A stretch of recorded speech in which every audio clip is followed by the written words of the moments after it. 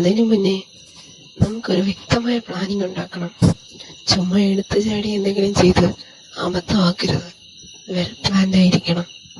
നീ അതിനെപ്പറ്റി ഡീറ്റെയിൽ ആയിട്ട് അന്വേഷിച്ചിട്ട് എന്നോട് കാര്യം പറഞ്ഞാൽ മതി. നമുക്ക് തീരുമാനിക്കാം എന്ത് വേണമെന്ന്. 2 ഡേയ്സിനുള്ളിൽ റോഷന്റെ വീട്ടിലെ ആൾക്കാരെ കുറിച്ച് എല്ലാ ഡീറ്റെയിൽസും എടുക്കാൻ പറ്റണം. എന്നിട്ട് തീരുമാനിക്കാം എങ്ങനെ വേണം പ്ലാൻ എന്ന്. ഓക്കെ, ഞാൻ 2 ദിവസം കഴിഞ്ഞ് നിന്നെ വിളിക്കാം. നമ്മുടെ കല്യാണത്തിന്റെ റിസപ്ഷൻ നടത്തുന്നുണ്ടോ? എന്താ എന്തിനാ ഇതൊക്കെ ആവശ്യമില്ലാത്ത വെറുതെ ചെലവുകളൊക്കെ? വേണ്ടായിരുന്നു. എന്താ നിന്റെ വീട്ടുകാരോട് ഞാൻ പൈസ ചോദിച്ചായിരുന്നു ഈ റിസപ്ഷൻ നടത്താൻ വേണ്ടി? അതല്ല, എനിക്ക് നാളെ എല്ലാരും വരും. ഞാൻ സോ വാട്ട്? അതിനെന്താ? ഞാൻ നിങ്ങൾക്ക് ചേർന്നൊരു നല്ല ഭാര്യയില്ലല്ലോ. എനിക്ക് സാമ്പത്തികമില്ല, നല്ല കുടുംബ മഹിമയില്ല.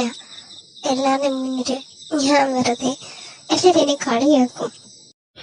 ജീവന, നീ മുമ്പ് എന്തായിരുന്നു എന്ന് ആരും തിരക്കില്ല. ഇപ്പൊ നീ വെറും ഒരാളല്ല, മാഫിയയുടെ കൂടെ എന്റെ ഭാര്യ ഇല്ലേ. ആ റെസ്പെക്റ്റോടെ അല്ലാതെ നിന്നെ ആരും നോക്കില്ല. അങ്ങനെ വേറൊരു കണ്ണിക്കൂടെ നിന്നെ നോക്കുന്നവന്റെ അന്ത്യമായിരിക്കും. ജീവന, നീ ഒരു കാര്യം മനസ്സിലാക്കണം. നീ എത്രത്തോളം വേണ്ടപ്പെട്ടതായിരിക്കുന്ന നിനക്കറിയില്ല. എനിക്ക് നീ ചേരൂ, നീ മാത്രം. നമുക്കിടയിൽ വേറെ ആരും വരുന്നത് എനിക്കിഷ്ടമല്ല. നീ ഈ സിറ്റിയിലെ ഏറ്റവും പവർഫുൾ ആയിട്ടുള്ള മാഫിയയുടെ ഭാര്യയിലെ അതിന്റെ കുറച്ച് ബോൾഡ്നെസ് ഒക്കെ ആവാം.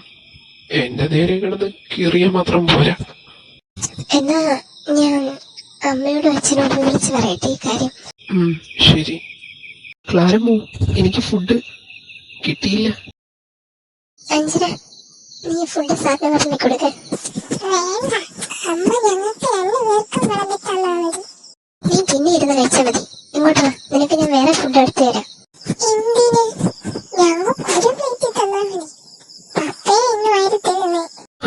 അങ്ങനെ അങ്ങോട്ട് പറഞ്ഞു കൊടുക്കുവാവേ. ഇന്ന് നല്ല സുന്ദരിയായിട്ടുണ്ട്. അല്ല, കറിയൊക്കെ നല്ല രസമുണ്ടെന്ന് പപ്പ പറഞ്ഞതാ. എന്തിനാ പൊന്നെ ഈ ചേട്ടനോട് ഇത്ര ദേഷ്യം? ഞാൻ വേണേ കാല് പിടിച്ച് മാപ്പ് പറയാലോ. ഇടി കാന്താരി, നിന്റെ വായൊന്ന് ഒരു 5 മിനിറ്റ് അടച്ചു വെക്ക്. നിന്റെ അമ്മ ഞാൻ ഒന്ന് വളച്ചെടുത്തോട്ടെ. അവൾക്ക് ഭക്ഷണം കഴിച്ച ഉടനെ അപ്പം ടോയ്ലറ്റിൽ പോണം. അതോടെ കഴിഞ്ഞിട്ട് മോളെ കൊണ്ട് ഉറക്കിയിട്ട് എന്നെ ബെഡിൽ കൊണ്ട് കിടത്തിയാൽ മതി കേട്ടോ. എന്നാ ശരി, സാറും മോളും കൂടെ കഴിക്കേ. വാവേ, നീ പണി പറ്റിക്കോ? ഇല്ല, അമ്മ ചുമ്മാ പറയുന്ന. പപ്പ എനിക്ക് വാരി തരാതിരിക്കും.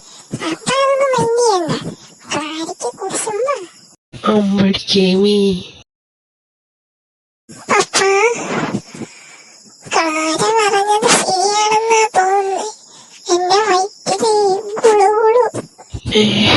എന്റെ പൊന്നി, വേഗം വാ, എമർജൻസി. അതെ, ഞാനൊരു കാര്യം പറഞ്ഞോട്ടെ? എന്താ പറഞ്ഞു?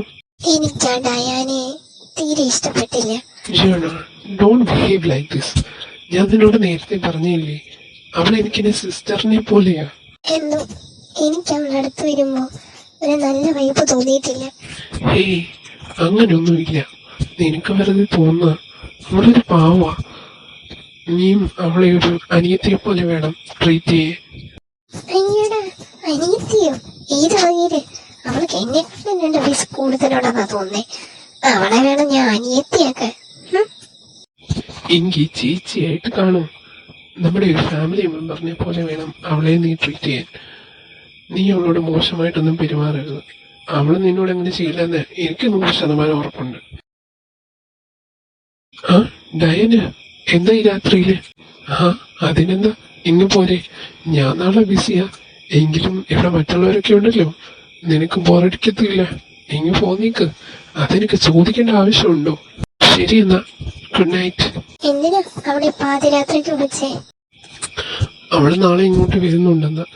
അവൾക്ക് വന്നിട്ട് അവിടേക്ക് പോരടി. അപ്പൊ ഇവിടെ വന്ന് കുറച്ച് ദിവസം നിന്നോട്ടേന്ന്.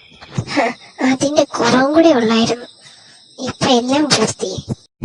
എന്റെ പൊന്നെ, ഈ പെണ്ണ്, നിനക്ക് ഇത്രയും അസൂയ ഉണ്ടായിരുന്നെങ്കിൽ നിന്നെ ഒരിക്കലും ഞാൻ കിഡ്നാപ്പ് ചെയ്ത് കല്യാണം കഴിക്കില്ലായിരുന്നു. ഓഹോ, അപ്പൊ ഞാൻ മോശം, അവള് നല്ലത്. ആയിക്കോ, എന്താന്ന് വെച്ചാ ആയിക്കോ. പോയി അവളെ കെട്ട്, എന്നെ വെറുതെ വിട്ടേര്. എന്നെ വീട്ടിൽ കൊണ്ടുവിട്. ജിയോണ, മൈൻഡ് യുവർ വേർഡ്സ്. അവൾ എനിക്കൊരു സിസ്റ്ററിനെ പോലെയെന്ന് ഞാൻ പറഞ്ഞില്ലേ. ഇങ്ങോട്ട് നോക്ക്. വലിയവരുടെയും കാര്യം പറഞ്ഞ് നമ്മുടെ മൂഡ് സ്പോയിൽ ചെയ്ത് കളയേണ്ട ആവശ്യമുണ്ടോ? ഇത്രയും നല്ലൊരു ഹാൻസം ഹസ്ബൻഡ് അടുത്തുള്ളപ്പോ നീ എന്തിനാ ഇങ്ങനെ വലിയവരുടെയും കാര്യം പറഞ്ഞ് വഴക്കിട്ട് സമയം കളയുന്നേ? എനിക്കെന്റെ ഈ ഭാര്യ മതി. എന്നാ നമ്മൾക്ക് കിടക്കാം. എന്നെ ഒരു തൊടുകയും വേണ്ട, മാറിക്കിടക്കാം അങ്ങോട്ട്. Sorry, I'm really sorry. മതിയോ? ഇനിയെങ്കിലും ഒന്ന് ചിരിക്കുമോ? ജിയോണ, ഐ ലവ് യു.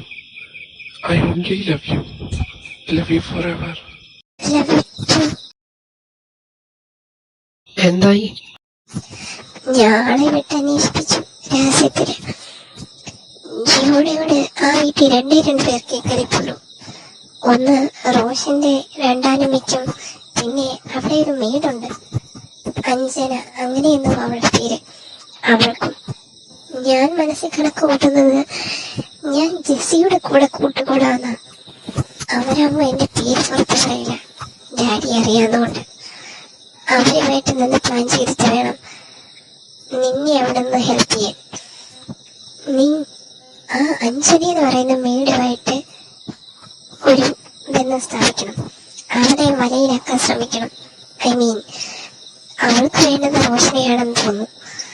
അപ്പോ അവളെ ആ പേര് പറഞ്ഞ് പറ്റിച്ച് നമ്മുടെ പ്ലാൻ അവളിലൂടെ നടത്താം. ഇനിയിപ്പോ നിന്റെ പേര് അവളെ പറഞ്ഞാലും പ്രശ്നമില്ലല്ലോ, നീ റോഷന്റെ പൊതുശത്രുവല്ലേ. പക്ഷെ ഞാൻ അവളുമായിട്ട് ആ രീതിക്ക് ഇടപെട്ടാൽ എനിക്ക് പിന്നെ നിന്നെ ഹെൽപ്പ് ചെയ്യാൻ പറ്റിയെന്ന് വരില്ല, പിന്നെ എനിക്ക് റോഷനെ കിട്ടിയെന്നും വരില്ല. ഞാനും നീയും ഒരുമിച്ച് നിന്ന് ഇതൊക്കെ പ്ലാൻ ചെയ്യുന്നെന്ന് ആ അഞ്ജനയോ ജെസ്സിയോ അറിയാൻ പാടില്ല. നാളെ ഞാൻ അങ്ങോട്ട് പോകുന്നുണ്ട്. ഒരു 2 വീക്സിനപ്പുറം അവരുടെ ഫംഗ്ഷൻ കാണും.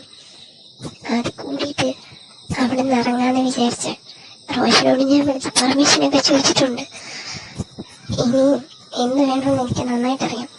ഞാൻ അപ്പം വിളിക്കാം. നീ അലേർട്ടായിട്ടിരിക്കണം. ഇനി മുതൽ നമ്മുടെ പ്ലാനിങ് എല്ലാം നേരിട്ട് വേണ്ട, ഫോൺ കോളിൽ കൂടെ മതി. നീ നാളെ അങ്ങോട്ടേക്കാണല്ലേ? Okay, all the best. ഒരു പിഴവ് പോലും വരുത്തരുത്.